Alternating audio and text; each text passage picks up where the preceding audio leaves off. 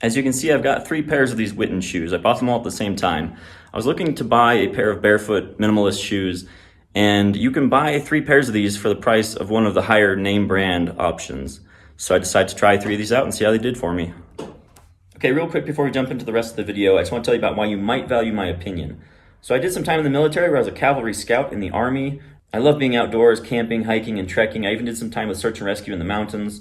But what I'm doing right now is actually just backpacking around the world. So I spent a year in Europe and a year in Asia, and I'm currently half of a year into South America. And the thing about all these phases of my life is that I need good gear and equipment to do the things I want to do. So I don't claim to be an expert in any of this. I'm just sharing my experiences, and I hope it helps you. So let's jump into the product review. Now I will say these are incredibly filthy because I am currently in more of a desert climate, and they just collect a lot of dust from where I am. I didn't feel like I needed to clean them off for the purposes of this video because I just use these shoes hard. I don't baby them. I don't try to keep them nice. This is just normal wear and tear. I've had them for about 3 or 4 months, and I've been trying to use them all about equally, but I do have specific purposes that I use each of them for. Now I will say with all of these, I've removed the interior liners, and they're still very, very comfortable, although I do wear socks with them. I don't go barefoot. So since I'm wearing socks, I feel like the interiors have stayed pretty clean. That's why I haven't washed these shoes, although they are machine washable. But the interiors are doing pretty well, and the outsides are very filthy, but I don't have a problem with that. So I'll start by talking about these ones. Now these are sold as their water shoes, and the first day I got them, I tested them in the bathtub by just pouring some water into them. And I gotta say, I was very disappointed. The water, it drained, but they stayed damp for a very, very long time. They did not dry quickly, so I think they fail as water shoes. However, they are incredibly breathable. They're well ventilated, so as you can see here, I'll put the camera inside and you can see that there's a lot of light coming through, which means there's a lot of air coming in and out. So ventilation is fantastic. So although I don't use them for water shoes, I do use them for hot weather shoes that are very breathable. So they do well at that. The cons is that the tips are bumpy. They're kind of lumpy and deformed, and they arrive that way, and I've tried everything to get rid of that deformation, but it will not go away. So if anybody's paying close attention to the tips of the shoes, they look stupid. So what do I use these ones for? General purpose walking in warm weather, and also great for the gym. These ones, we'll talk about them real quick, pros and cons.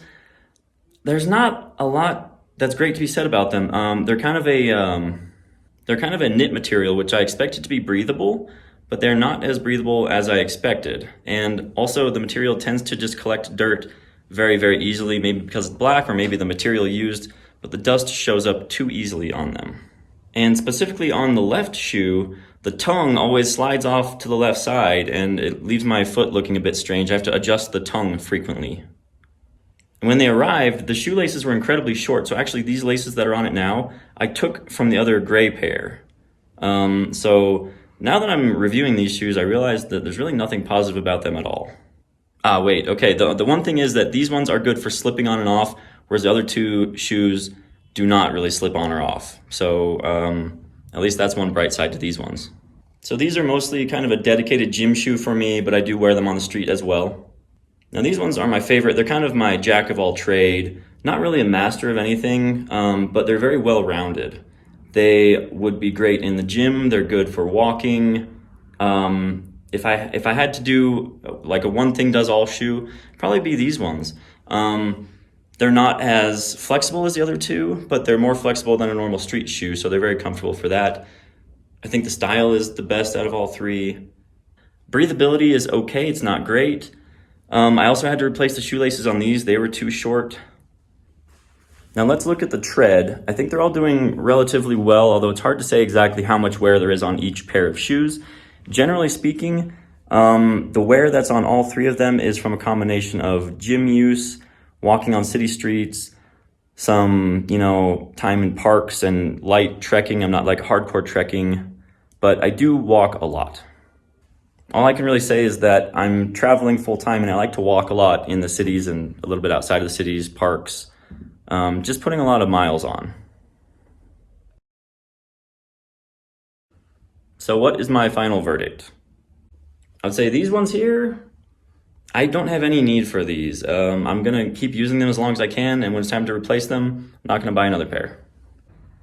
These ones I really like for gym shoes, although if I could do it again, I'd probably get a different color scheme that looks better in the gym. These almost look too formal for the gym. And these ones, I'm very satisfied with. I hope to get a long time of use out of them, and when I need to replace them, I definitely plan to buy another pair.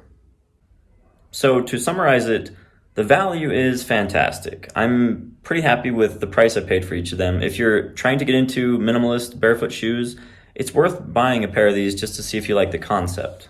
So these are just my limited experiences. I'm gonna keep wearing them until they basically fall apart.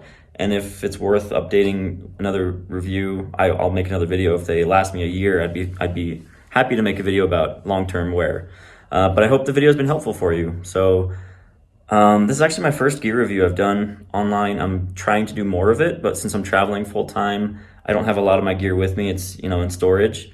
But I'll keep making more videos, and you can look for some links to the other videos here. Hope it helps, and I'll catch you later.